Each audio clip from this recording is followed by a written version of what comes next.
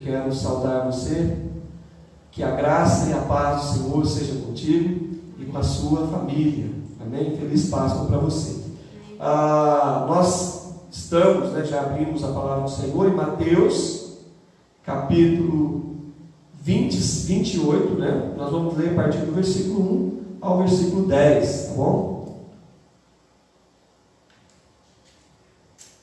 Mateus 28, capítulo 28, versículo 1 ao versículo 10. Acompanhe comigo. No findar do sábado, ao entrar o primeiro dia da semana, Maria Madalena e a outra Maria foram ver o sepulcro. E eis que houve um grande terremoto, porque um anjo do Senhor desceu do céu, chegou-se e removeu a pedra e assentou sobre ela. Seu aspecto era como um relâmpago, e a sua veste alva como a neve. E os guardas tremeram espavoridos e ficaram como se estivessem mortos. Mas o anjo, dirigindo-se às mulheres, disse: não temais, porque sei que buscais Jesus, que foi crucificado. Ele não está aqui. Ressuscitou, como tinha dito. Vinde ver onde ele jazia.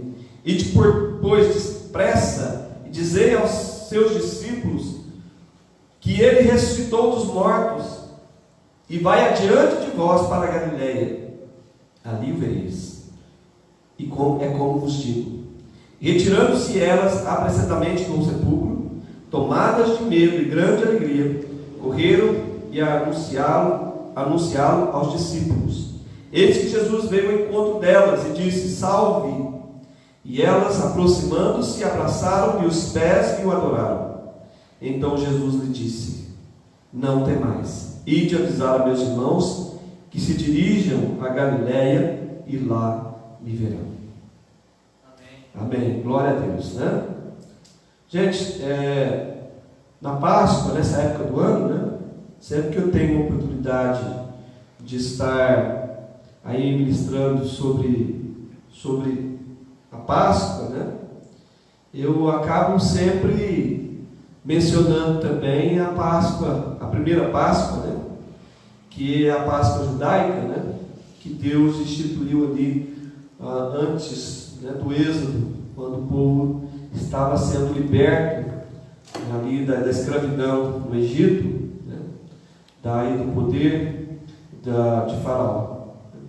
Porque ali existe um simbolismo tão rico, tão rico de detalhes, e também a quantidade destes detalhes, que apontam para Cristo, que descrevem a sua obra, e é difícil não se maravilhar ali, com a narrativa, daquilo que Deus pede ao povo de Israel que faça para celebrar a primeira Páscoa, Então, você vai lá em Êxodo 12, sempre que eu passo ali, sempre acha algum detalhe a mais, Então, é muito bom, a gente fazer esse paralelo, porque sabe que foi algo que Deus planejou, como diz a Bíblia, antes da fundação do mundo, porque a Bíblia fala do Cordeiro que foi morto antes da fundação do mundo.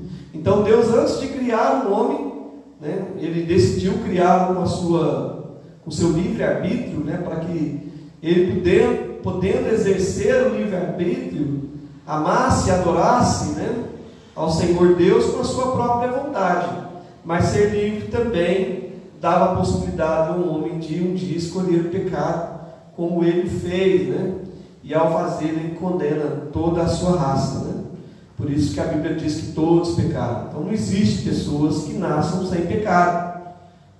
Adão, como cabeça de raça, ele condenou toda a humanidade a estar debaixo da maldição do pecado, Então nós vemos aí que Deus já havia planejado um meio para que o homem fosse redimido, através do Cordeiro que foi morto antes da fundação do mundo, E aí a palavra Páscoa, Pessach, simboliza o juízo de Deus sobre a humanidade, porque fala de uma passagem, e a palavra significa justamente passar sobre, Então foi isso que Deus fez, porque quando Ele ele determina que julgaria o Egito, né, por ele estar escravizando o povo dele.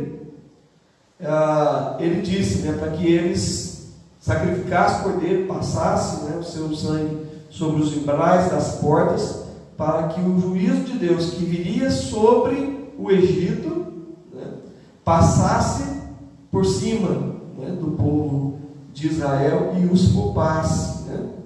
Então simboliza o juízo de Deus, né, sobre o pecado humano. Não que eles não tivessem pecado também, eles, né, possuíam, mas o sangue do cordeiro sobre eles, sobre suas casas, né, o livraram desse juízo, né? Então nós vemos aí que quando Deus manda que fosse celebrada a Páscoa, ele fala assim: olha, separa o cordeiro, né, e deixa aí no 10º dia, vocês separam o cordeiro, no 14º dia que vocês vão imolá-lo, né? Então fala aí do cordeiro que foi preparado com antecedência, né? Nada pega Deus de surpresa para o momento em que o homem ele estivesse longe de Deus, né? Deus faz outras ali, antes do 12, faz outras orientações, né? Que o cordeiro fosse macho e sem defeito. Então faz alusão ao homem, quer dizer, à humanidade, né? Por fato de ser macho, né?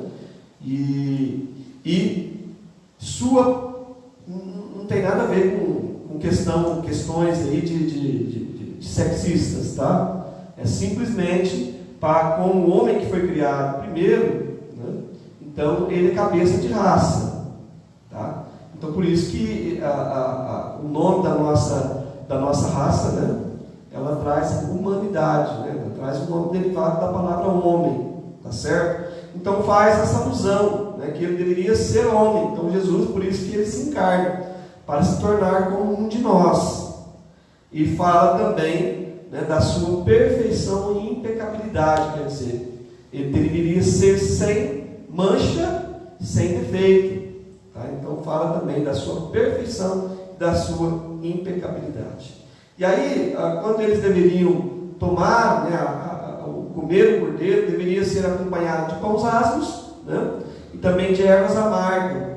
As ervas amargas apontavam para o sofrimento, né, e a natureza amarga do sacrifício de Cristo, né, porque não era um sacrifício qualquer, era um sacrifício de cruz, né. Então ele seria ali escarnecido, bofeteado, né, chicoteado, né, enfim, não seria uma morte qualquer, seria uma morte, né, torturante, né, e também vergonhosa, né. Jesus esteve nu ali, né.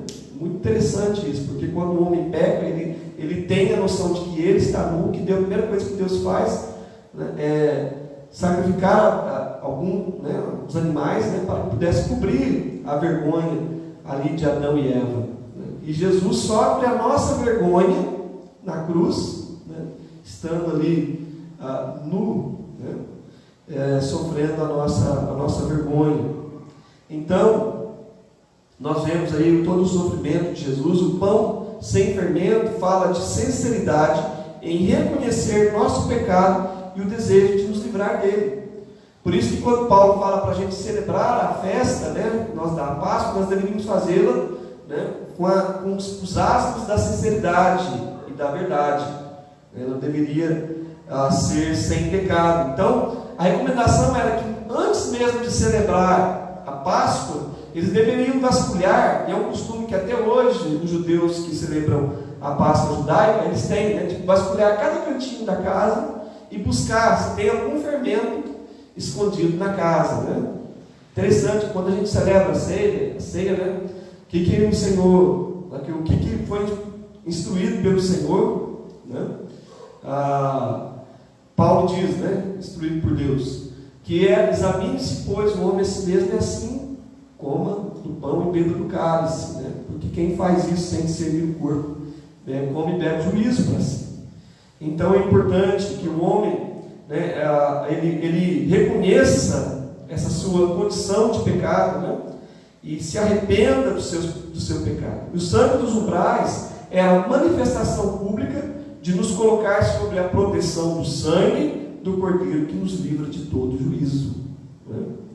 Então, quando nós nos colocamos, reconhecemos o nosso pecado e cremos no sacrifício de Jesus que perdoa o nosso pecado, porque não adianta só você reconhecer pecado, os hindus, por exemplo, eles têm esse entendimento da imperfeição humana, do pecado humano, por isso que eles acham que eles têm que pagar pelos seus pecados, Aí, quando chega na hora da questão da expiação, é que eles não têm conhecimento da verdade, E o homem não pode fazer nada para pagar pelo seu próprio pecado. Por quê? Porque ele está manchado pelo próprio pecado. O seu próprio sacrifício não serve de expiação pelo seu pecado. Você entende? Então precisaria ser alguém perfeito, como Jesus o foi. E aí, queridos, nos livra de todo juízo. Porque o que Jesus nos disse? Que aquele que crê nele não entra em juízo, mas passou da morte para a vida. Então qualquer tipo de juízo, que haja sobre o pecado humano, um juízo que poderia alcançar-nos já agora, sobre o pecado humano, ou o juízo final, que é quando Deus vai dar o veredito final sobre a vida de cada pessoa.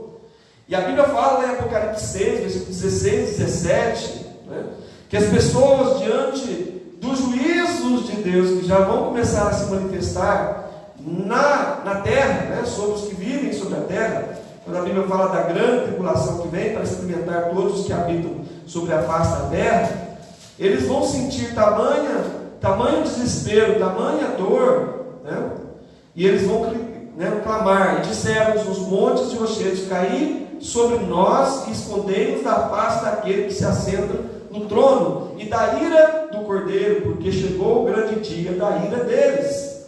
Quem é que pode suster-se? Agora, interessante que para quem não crê em Deus, será um dia de juízo. Mas para quem crê no Senhor, é o dia do livramento. Porque o dia em que Deus puniu o faraó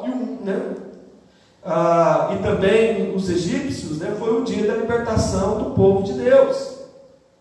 Então, o grande dia é um dia de bênção, de vitória final para nós, mas será um dia de horror, de juízo, de trevas.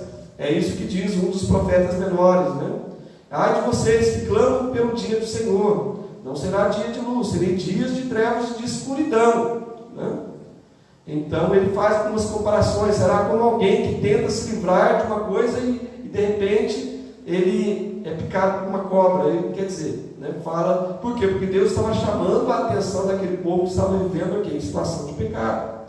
Então, o estar cingido, eles deveriam estar preparados, cingido, eles deveriam estar com os seus cintos amarrados, para poder se levantar quando Deus viesse com juízo sobre a terra do Egito. Eles não deveriam estar, agora vamos nos preparar para sair. Eles deveriam estar prontos para se levantar e sair naquela mesma hora, Então, para partir da terra do pecado, sem temer juízo algum, como eu disse, Então, a libertação do Egito, de Faraó, fala da nossa libertação deste mundo, do pecado e de Satanás, Porque o Egito é a representação deste mundo de pecado, E Faraó é a representação de quem? Faraó é a representação de Satanás, que queria manter o povo ali debaixo do pecado.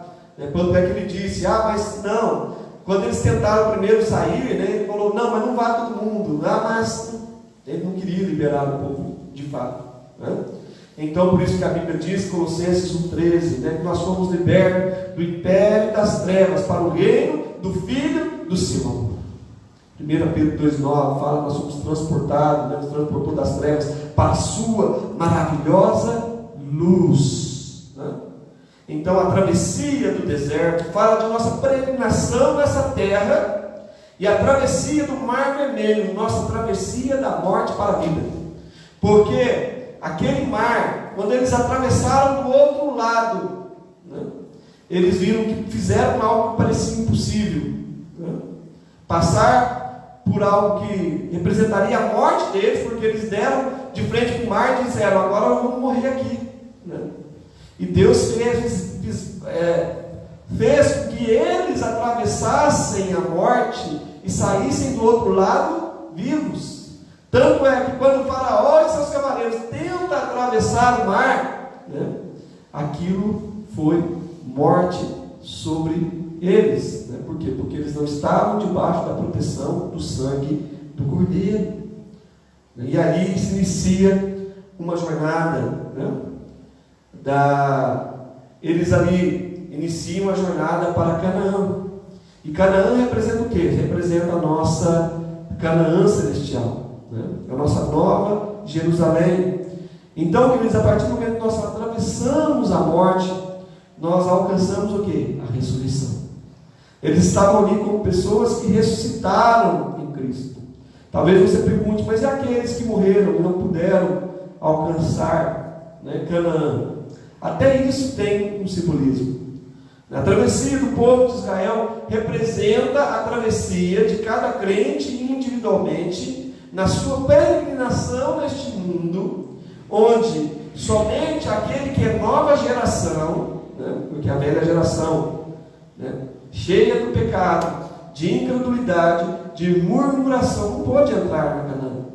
Mas somente aqueles que, somente aquele que é nova geração pôde entrar, né, na terra prometida.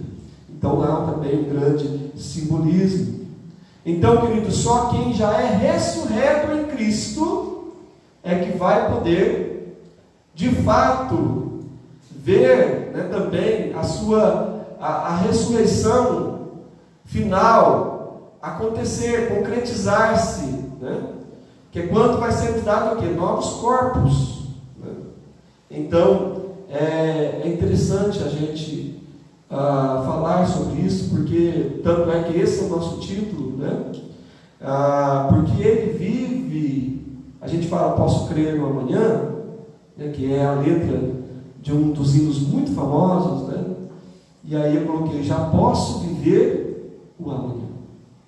Por quê? Porque a Bíblia fala dos bens do mundo vindouro, dos quais nós já somos participantes. Porque a Bíblia fala daqueles que abandonaram, por exemplo, a caminhada de fé, fala que foram iluminados, provaram os poderes do mundo vindouro. Então, o mesmo poder que ressuscitou Cristo dentre os mortos está sobre nossa vida, né? Já está nos apresentando diante de Deus como ressuscitados. Eu vou mostrar isso no texto bíblico para vocês. Então, nós queremos falar, há uma necessidade de falar sobre ressurreição nesse dia em que nós celebramos a ressurreição de Jesus Cristo, mas ela tem um significado muito profundo para nós, né? Por quê? Por que há a necessidade da ressurreição? Né? Houve a necessidade da ressurreição de Cristo, mas há a necessidade de que isso aconteça conosco também. Porque a Bíblia diz que Ele é o primeiro dos que se levantaram dentre os mortos. Isso é quando a Bíblia fala primícia dos que dormem, significa é o primeiro que se levantou dentre os mortos. Então Deus tinha a intenção de, através de Jesus Cristo, mostrar qual era o futuro da humanidade, né, que nele crê, daqueles que dentre a humanidade creem em Cristo, que é serem ressuscitados nele. Porque a Bíblia diz em 1 Tessalonicenses 5:23 que Deus conserve íntegros vosso corpo, alma e espírito até o dia de Cristo. Então Deus nos fez alma, corpo e espírito. Deus, Ele não deseja simplesmente salvar almas humanas, mas ao salvar as nossas almas, né, porque nós fomos, Deus quando criou Adão, deu ele um corpo, né? Então Deus também vai ressuscitar os nossos corpos físicos, porque a humanidade, na sua integralidade, né, ela é constituída de um corpo físico. Jesus, por exemplo, agora ele existe como um de nós, que foi ressuscitado e glorificado em um corpo diferente, claro. vou falar sobre isso também, sobre um corpo glorificado, né? Mas este é o plano de Deus, em que vivamos dentro da realidade que Ele nos criou, né? De que é existir dentro de um corpo, né? Então, outra necessidade do porquê nós precisamos, porque é necessária a ressurreição. Quero que você abra 1 Coríntios, capítulo 15, e aí diz, 1 Coríntios, capítulo 15, versículo 4, diz, 1 Coríntios, capítulo 15,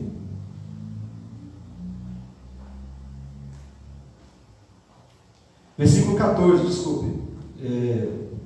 Versículo 14: se Cristo não ressuscitou, vã a nossa pregação e vã a nossa fé. Se Cristo não ressuscitou de fato, né, como há pessoas que hoje, né, anunciam isso, né, pessoas que não creem na ressurreição de Jesus, né, o que nós estamos fazendo aqui? Né? Vã a nossa pregação. Eu estou contando para vocês aí, né, mitos que alguém inventou, que alguém criou, né, comparados aí à mitologia grega, mitologia nórdica. Estou falando para vocês algo comparado aos mitos de Zeus, de Odin, Thor, né? Só que, queridos, esses mitos, né, eles não têm nenhuma comprovação, né, da sua existência, da sua interferência, da sua participação na história humana.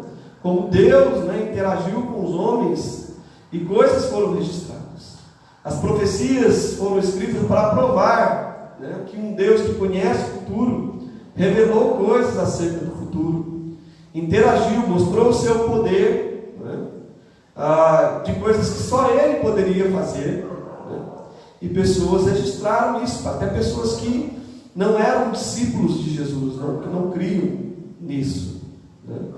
Então, de fato, nós cremos não somente na vida e na morte de Jesus, alguns talvez não tenham dificuldade de crer na vida, né, de Jesus, no Jesus histórico, mas têm dificuldade de crer nessa questão de ressurreição, né? Mas seria vã a nossa fé se de fato nós não tivermos plena certeza que Cristo ressuscitou. A Bíblia diz que nós seríamos os mais infelizes dos homens se a nossa fé em Cristo se resumisse. Não, eu não creio, porque alguns irmãos aqui de Corinto diziam: mas essa ressurreição é uma coisa muito difícil de acreditar que exista, né? A gente morrer e reaparecer. E Paulo estava dizendo para ele: espera aí, que tipo de fé é essa? Fé em Cristo para essa vida? Não faz sentido, né? Porque ele disse no versículo 19: se a nossa esperança em Cristo se limita apenas a esta vida, somos os mais infelizes dos homens. Por que eu vou aguentar a perseguição, né? Muitos entregaram suas vidas nas arenas romanas, torturados, presos, mortos. Para quê? Né? Eu estou colocando a fé numa coisa que né, me dá realmente, de fato, uma alegria, uma paz, um sentido, um significado para viver. Mas para tudo isso acabar com a morte, se vai acabar, então eu acho melhor. Bom, é muito legal ter essa paz, essa alegria, mas será que todo esse sofrimento, essa perseguição, esse escárnio, tudo isso compensa? Né? Muitos vão pensar que a sua vida sem Cristo é muito melhor do que a sua vida, né, com Cristo. De fato, muitos entregaram suas vidas nas arenas porque eles não tinham nenhuma dúvida do poder, da presença do Espírito, da alegria indizível, das coisas que só possuem aqueles que entregaram sua vida a Jesus. Mas a esperança deles não se resumia somente à sua vida aqui na terra. Tinha algo para além disso, né? Então Cristo não teria ressuscitado, se de fato qualquer um de nós duvidarmos deste fato, e ainda seríamos mentirosos, como diz aí o versículo 16, 15 e o versículo 16, né? E somos tidos por falsas testemunhas de Deus, porque temos asseverado contra Deus que Ele ressuscitou a Cristo, o qual Ele não ressuscitou, se é certo que os mortos não ressuscitam. Porque se os mortos não ressuscitam, também Cristo não ressuscitou. Então Paulo estava dizendo, olha, Cristo, de fato, Ele ressuscitou. E diz o versículo 17, se Cristo não ressuscitou, vã a vossa fé, e ainda permaneceis nos vossos pecados. Por quê? Porque o sacrifício dele, né, não teria validade alguma. Porque era conversa de alguém que dizia, que teria dito que ele morreria pelos nossos pecados, mas qual seria a prova do que ele falou era verdadeiro? Né? Qual seria a prova que alguém teria, né, era verdadeiro? E mais, e ainda mais, os que dormiram em Cristo pereceram. Quer dizer, estão mortos para sempre. Quer dizer, sei lá, talvez não estejam nem em lugar nenhum. Morreram, acabou, não tem mais nada. Essa seria a ideia. Mas olha só, Romanos 4, 25 fala algo muito interessante.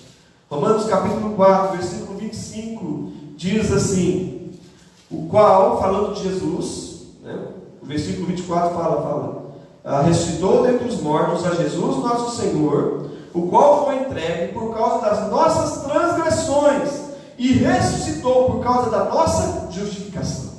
Quando você lê esse versículo, você pensa assim, Jesus morreu pelos nossos pecados, né? E ressuscitou para a nossa justificação. Para quê? Para nos declarar justos. Mas tem algo muito mais além do que isso, né?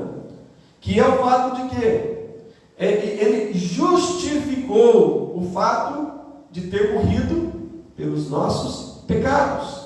Porque ele, ao ter ressuscitado dentre os mortos, de fato comprova que ele era um ser humano sem igual. Porque diz a morte que por ele não tem pecado, ele disse, né? A minha vida ninguém a toma de mim.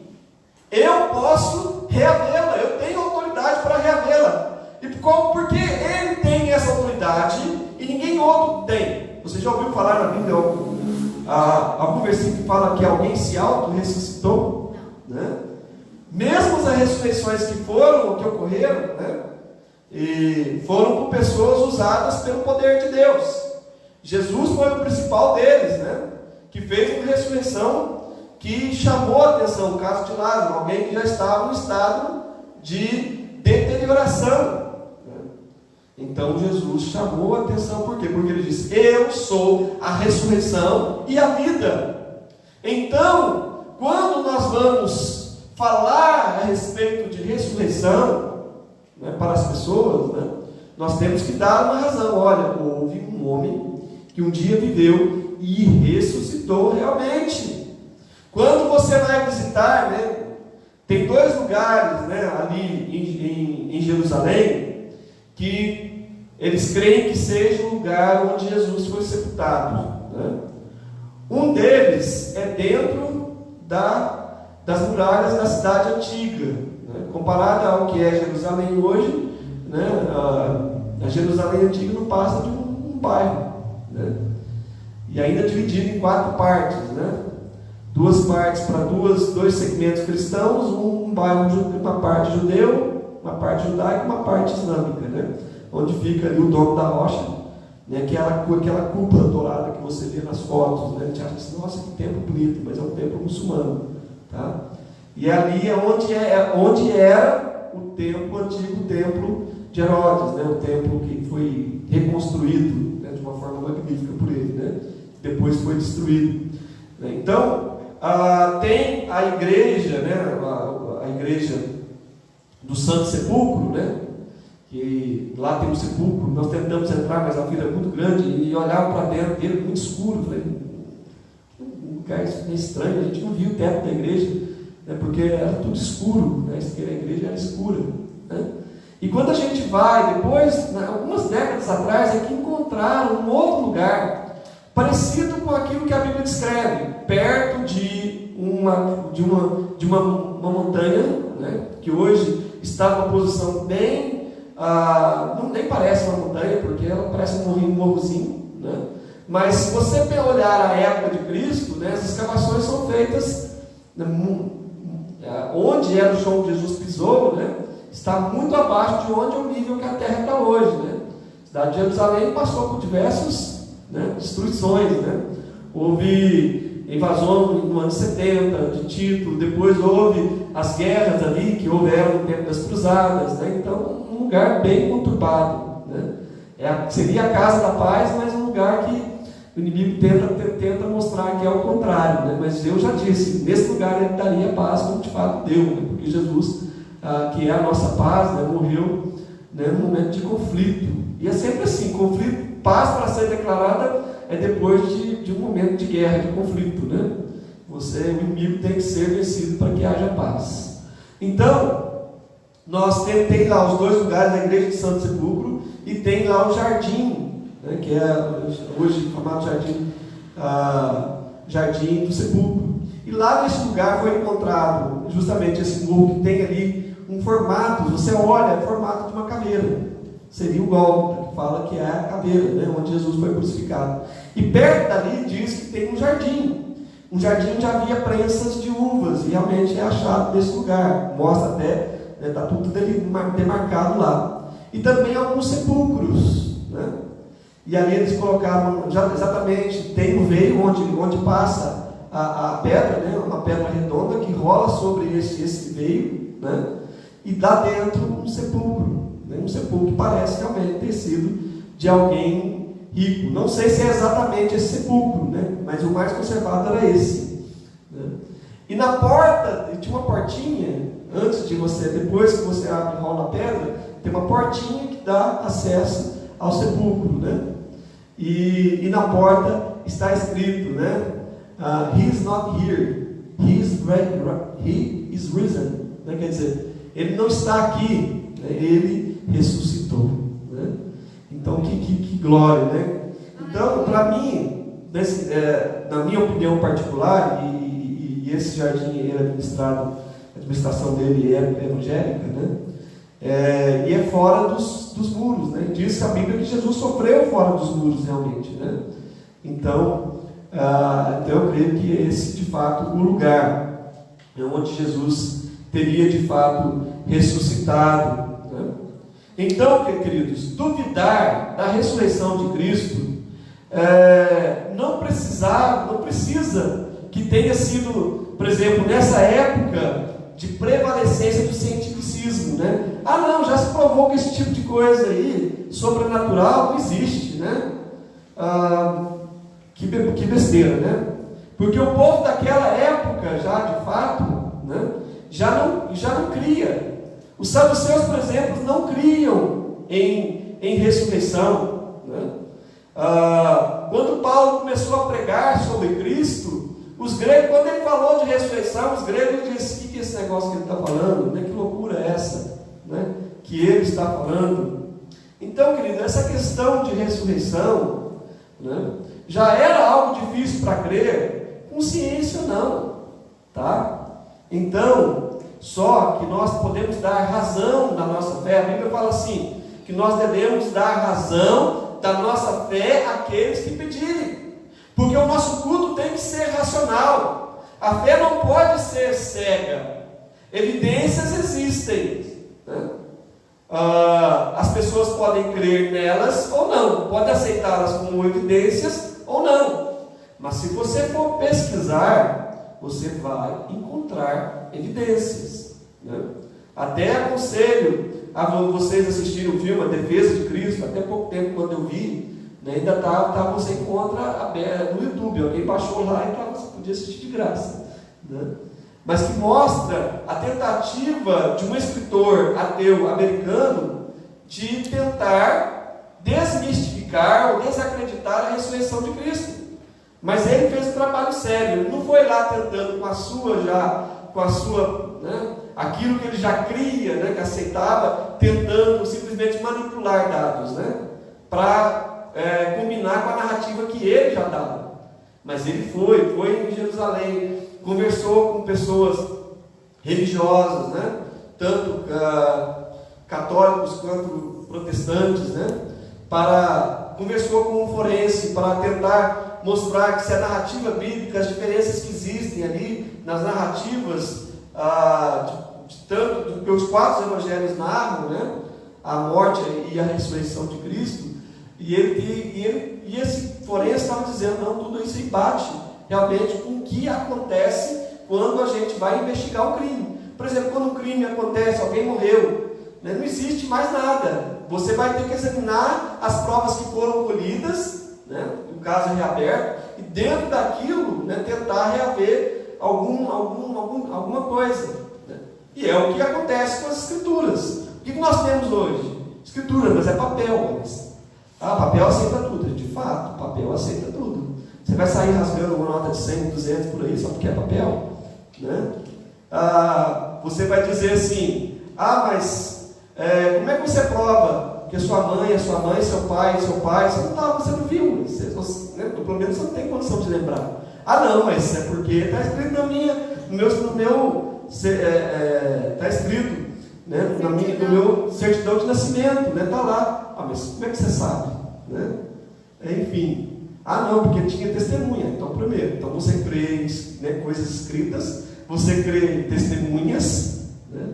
Então, por que você não crê no que a Bíblia diz, sendo que o próprio Paulo diz que ele também foi uma testemunha, dentre as muitas que apareceram, e foi um número grande de pessoas, muitas pessoas poderiam ter desmentido, e você não ouve escritos, né, dando desmentidos, pelo contrário, você vê pessoas dizendo, de fato, pessoas estão dizendo acerca desse Nazareno que ressuscitou. Um deles foi José, e até reis escreveram a respeito da fé em Jesus que as pessoas alegavam ter. Então, você percebe em Coríntios 15, né, do versículo 3 a 8, antes de tudo vos entreguei o que também recebi, que Cristo morreu pelos nossos pecados segundo as Escrituras.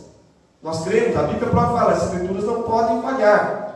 Que foi sepultado, ressuscitou no terceiro dia, segundo as Escrituras, e apareceu a Cefas, depois aos 12, depois foi visto por mais de 500 irmãos de uma só vez, dos quais a maioria sobrevive até agora, porém alguns já dormem. Quando Jesus foi assunto aos céus, havia ali, né, um bocado de pessoas vendo Jesus.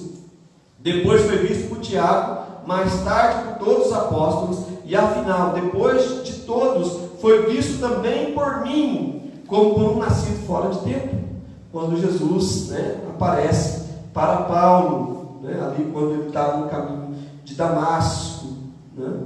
Então, nós vemos aí pessoas, testemunhas. Havia o testemunho de mulheres. O outro argumento que nós damos para a questão de aceitarmos a narrativa da ressurreição é porque, se foi uma história inventada, por que eles não colocaram homens? Né? Infelizmente, ali o machismo realmente, de fato, prevalecia, né? Então, o testemunho das mulheres poderiam ser visto com uma certa... será mesmo? Essas mulheres estão inventando as coisas, né? Então, por que eles colocaram mulheres? Porque foi o que aconteceu, foram mulheres que viram Jesus. Eles não poderiam mentir colocando outra coisa, né, que de fato teria acontecido.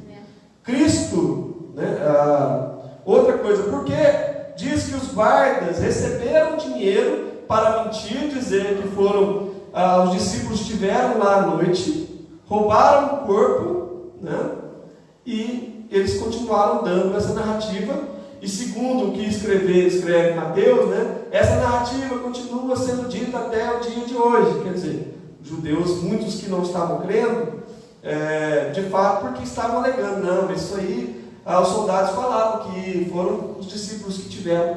Peraí, por que os soldados estão vivos então?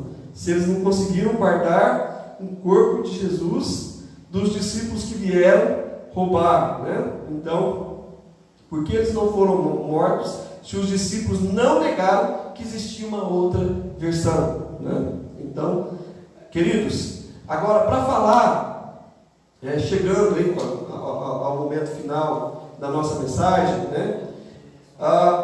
Porque qual é a natureza dessa ressurreição? Nós vamos ressuscitar de novo para viver uma vida igual a essa aqui? Não, não é para viver uma vida igual a essa aqui, né? Se você vai aí em 1 Coríntios, né, diz aí o versículo 42, pois assim também é a ressurreição dos mortos. Semeia-se o corpo na corrupção, ressuscita na incorrupção. Semeia-se em desonra, ressuscita-se em glória. Semeia-se em fraqueza, ressuscita-se em poder. Semeia-se em corpo natural, ressuscita-se em corpo espiritual. Se há corpo natural, há também corpo espiritual. O que ele quer dizer com isso? Em contraste com a nossa natureza caída, quando fala de corrupção, está falando de uma natureza caída, corrompida e fraca, né? A que nós vamos ter será incorruptível. Significa o quê? Não se enferma, não se envelhece, é imortal. Isso é gloriosa, né? Como diz o versículo 42. Será poderosa, versículo 43. Jesus era capaz de entrar num lugar fechado e de repente se ausentar dali, mesmo possuindo um corpo físico, né?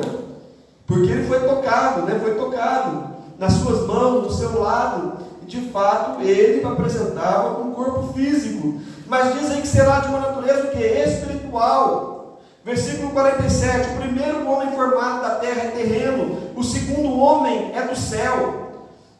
Como foi o primeiro homem terreno, tais são também os demais homens terrenos. E como é o homem celestial, também os celestiais. Assim como trouxemos imagem do que é terreno, devemos trazer também imagem do celestial. E isto afirmo, irmãos, que carne e sangue não podem herdar o reino de Deus, nem a corrupção herdar a incorrupção. Então, o que ele está falando? Ele está falando de um corpo, né, diferente do que nós temos agora. Quando ele fala de carne e sangue, está falando desse corpo nosso, né, como ele está agora. Ele não pode estar na presença de Deus, porque a própria palavra de Deus diz que ninguém poderia estar na presença de Deus e continuar vivendo, né?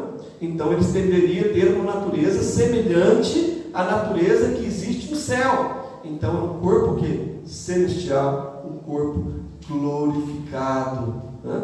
Então quais são as implicações da ressurreição para nós crentes hoje e aqui? Nós devemos viver como aqueles que já ressuscitaram em Cristo e morreram para o pecado, né? Diz aí Romanos capítulo 6, versículos 11 a 13. Romanos capítulo 6, versículo 11 a 13. Assim também vós considerai-vos mortos para o pecado, mas vivos para Deus em Cristo Jesus. Não reine, portanto, o pecado em vosso corpo mortal, de maneira que obedeçais às suas paixões. Nem ofereçais cada um os membros do seu corpo ao pecado como instrumentos de iniquidade, mas oferecei-vos a Deus como ressurretos dentre os mortos, e os vossos membros a Deus como instrumentos de justiça. Então ele fala aqui como ressurretos dentre os mortos. Por quê? Porque se você já se uniu a Cristo, você se uniu a Ele em sua morte. Então nós somos mortos com Cristo. O corpo do pecado foi destruído. Então você já vive uma nova realidade, que é uma realidade de ser ressuscitado em Cristo. Amém? Então, eu lembro, queridos, quando a gente era jovem, né, a gente tinha uma banda que chamava justamente Ressurretos, né? E era uma banda, a gente, às vezes tocava nos louvores da igreja, mas tocava para os jovens também. Então às vezes a gente tocava algumas músicas de rock gospel, né? E um dos nossos integrantes, né, infelizmente já não está com a gente mais, né? Um amigo de infância, e ele já está com o Senhor. Mas eu creio que um dia a gente vai tocar novamente, né? Para a glória de Deus. E por quê? Porque você que já entregou a sua vida para Jesus, a Bíblia já considera ressuscitado com Cristo. Você já vive os poderes do mundo vindouro, né? A glória do porvir já faz parte da sua vida. É um poder que vai estar presente, né, naquele dia nós vamos experimentar de fato isso, né? Então vivamos com a esperança e consolados pela promessa da ressurreição. Nós devemos viver com essa esperança e com esse consolo nesse tempo tão difícil, onde ontem, por exemplo, o pai desse meu amigo, né, ele veio falecer. Então eu fico pensando, né, na vida, eles eram vizinhos nossos, né, dos 2 filhos que restaram, da esposa, né, que desde a morte deste meu amigo, né, não tem andado bem de saúde, mas um novo corpo vai ser nos dado. Não haverá mais luto, mais choro, pranto, né, porque as coisas velhas terão se passado e tudo se fará novo. Porque a palavra de Deus diz lá em 1 Tessalonicenses capítulo 4, versículo 16: porquanto o Senhor mesmo, dada a sua palavra de ordem, ouvida a voz do arcanjo e ressoada a trombeta de Deus, descerá dos céus, os mortos em Cristo ressuscitarão primeiro, depois nós, os vivos, os que ficarmos, seremos arrebatados juntamente com Ele entre as nuvens, para o encontro do Senhor nos ares, e assim estaremos para sempre com o Senhor. Consolai-vos, pois, uns aos outros com essas palavras. Ressurreição fala de consolo, fala de conforto, porque haveremos de reaparecer novamente com corpos glorificados. Para quê? Para estarmos para sempre com o Senhor. Então busquemos viver uma vida de renúncia e de esforço sempre que necessário, né? A vida cristã não significa só uma vida, né, de cruz, de sofrimento, mas sempre que for necessário renunciar, né?